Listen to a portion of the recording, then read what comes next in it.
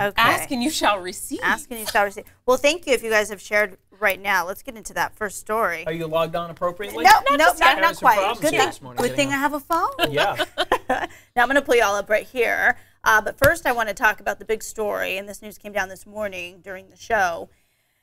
Affluenza Teen, we know him as Ethan Couch. He has been released from jail. He spent 2 years in jail. We'll get to the full backstory here in case you need a good refresher. So we know that back in 2013, when he was 16 years old, he was part of a fatal hit-and-run incident where he killed 4 people and injured a lot of other people. Well, a psychologist in this case came forward and said that he was a product of an affluent lifestyle, or what he called affluenza, right? So therefore, what he was doing, how he was conducting his life, was all because his family had a lot of money. So it wasn't his fault. This is what a psychologist had said. And I don't even get it. okay, you don't get this. Sorry. So the night of the incident, he had a blood alcohol level 3 times the legal limit. Yes, this was the night of the case. So he got 10 years probation and 10 years probation, and he was supposed to go to therapy and to other sessions during this time. Well, he violated the probation a couple years in. Wasn't he caught playing like beer pong or something? Caught playing beer pong. He violated the probation, so then he fled to Mexico with mom. Correct. And then that's when he got put in jail. So originally, he just got 10 years probation. You think, wow, this kid really got off having killed 4 people in an accident, spent 2 years in jail. Now he's out of jail and will spend the remainder of his 6-year sentence doing the same thing, probation and house arrest and that sort of thing. Harry Thomas is saying that this has to be some kind of fake news because it's that ridiculous. It's not. No.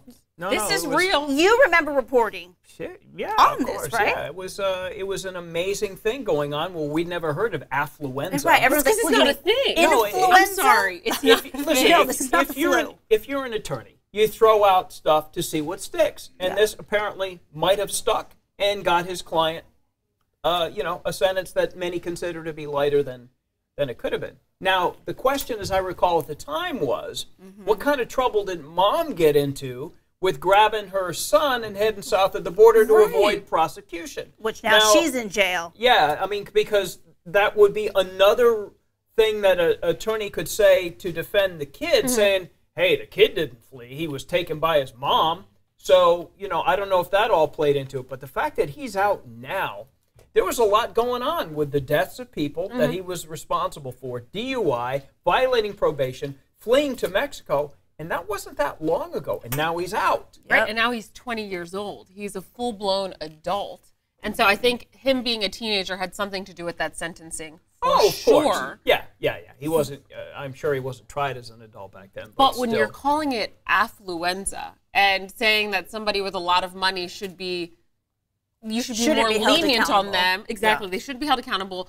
That police should be more lenient on them. That seems ridiculous to me. What actually seems to be the issue is some bad genetics. If his mom is setting the tone for what life is going to be like, she's getting in trouble with the law. He sees that. Now he's getting in trouble with the law. I think the connection is more there than it has anything to do with the amount of money that they have. I don't recall what was used as the defense, whether it was a plea to the jury to go easy on my client because he's rich, or it was just thrown out there again as something, let's see what sticks. Okay. Yeah. So we have Nancy Vivian who says, this is sad. Killed 4 people, only did 2 years. If he would have been of color, he would have been serving life in prison 4 times, but he's white. That's how racist our country is, calling it white privilege, where someone else is chiming in. Let me get the name here. It's Edward DeBarro said, Nancy Vivian, this is rich privilege, not white privilege. So is this a case where we bring race into it? Is this something about class in this country? When have you ever heard the phrase black privilege? Not a once. I don't. Never in my life. No, that doesn't register. Right. It doesn't. No. So. Well, she was saying this is black privilege is not something that is. It's not a thing. It's not a thing. It's literally the opposite. I've never heard of it. I've heard white privilege my whole life, but I've never heard of.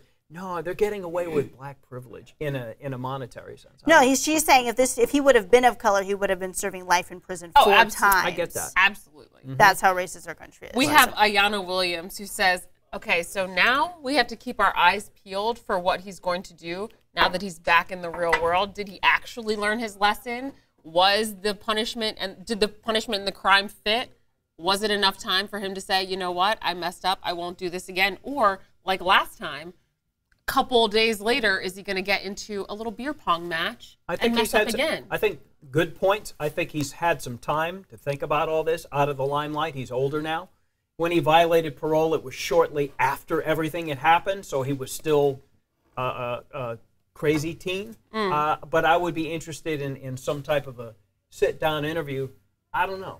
I'm not feeling very good about that. That is a thing, though. Like, do people in this country really feel like if someone is raised in an environment where they're not maybe being raised right, or they're raised in an environment where they're told whatever you do is fine, we have a ton of money, money will buy you out of anything. Sure. Is that? That's a thing? Yeah, it's a thing. That is a thing. Okay. It's definitely a thing.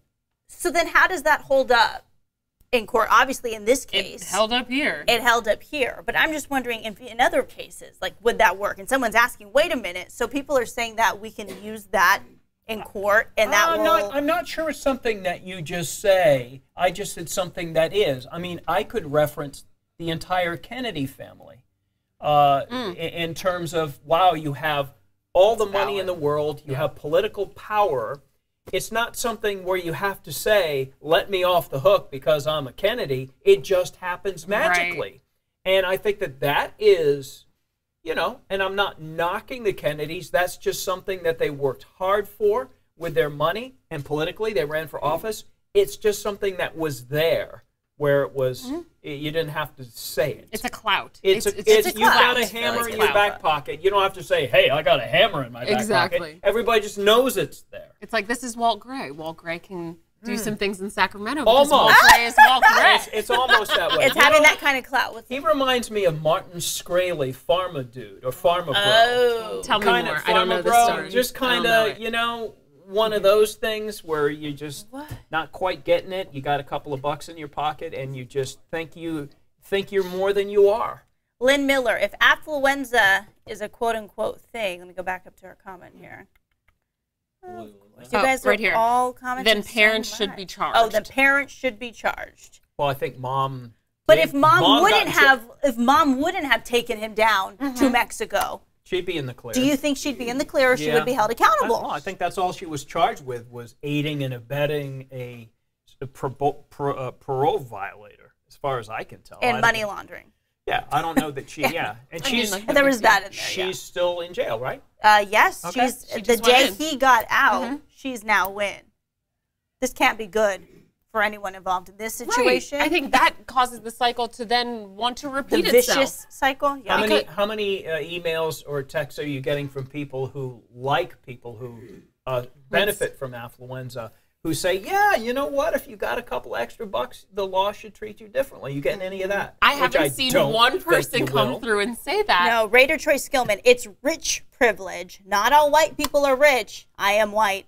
I am poor. So for the argument of someone saying this is white privilege. I think we got that. Yeah. I think we're talking about rich white folk. Rich white. Who have privilege that others don't. Crystal Wills Johnson, he'll do it again. It makes a person feel untouchable when there are no real consequences for his actions in this country, either too much time or too less. We have to get to a happy medium. Do you think that now he gets it? Because no matter how much money he had, he did time. Right. You know, I think he, like I said, I'd like to hear what he has to say coming out. Oh, yeah, I can't wait for that. Say hi to John Potiger. He says he hasn't seen you since you were on the air elsewhere. Oh, we should have Where was I in the on? Where was he? He saw you at the competitor. Oh. Oh. Hey, across what's the up? street. Well, thanks for tuning in. Yeah, John. Hey, well, haven't seen you since. Welcome to 2012.